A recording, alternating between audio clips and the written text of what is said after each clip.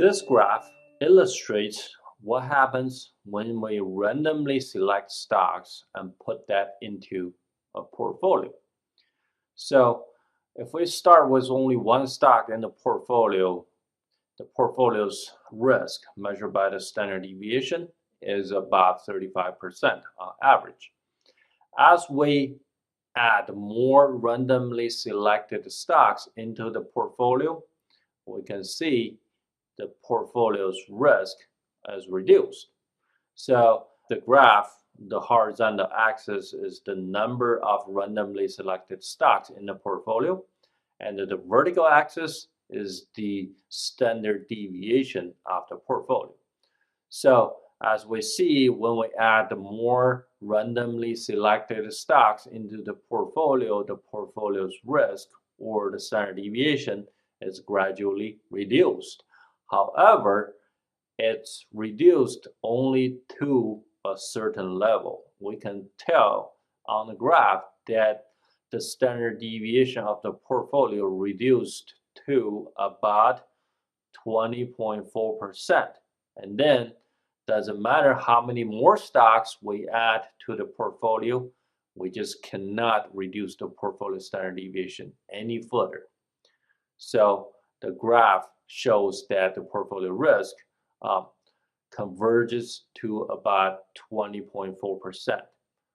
And then most people stops when we have more than 10 randomly selected stocks in the portfolio, because beyond 10 stocks in the portfolio, the amount of the risk you can reduce in terms of portfolio standard deviation just does not pay off to all the time and the effort that you will have to put into the portfolio to manage the portfolio when you have more than 10 stocks.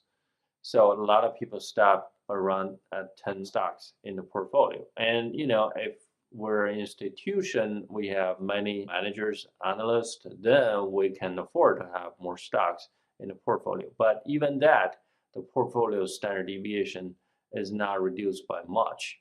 The best you can do in terms of reducing the portfolio standard deviation is to 20.4%.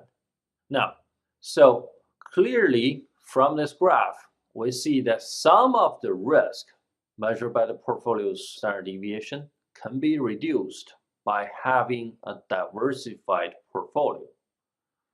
And some of the risk doesn't matter how many more stocks you have in the portfolio, you just cannot reduce them anymore.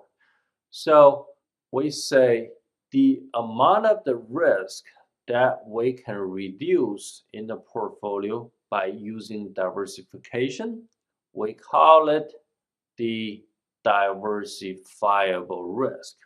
Now, the amount of the risk that we cannot reduce any further, regardless of how many more stocks we put in the portfolio or how diversified our portfolio is called undiversifiable risk or systematic risk or market risk or portfolio risk. So different names, but they all refer to the same thing. So the amount of risk we can diversify is diversifiable risk. The amount of the risk that always stays, we cannot diversify away, is called systematic risk.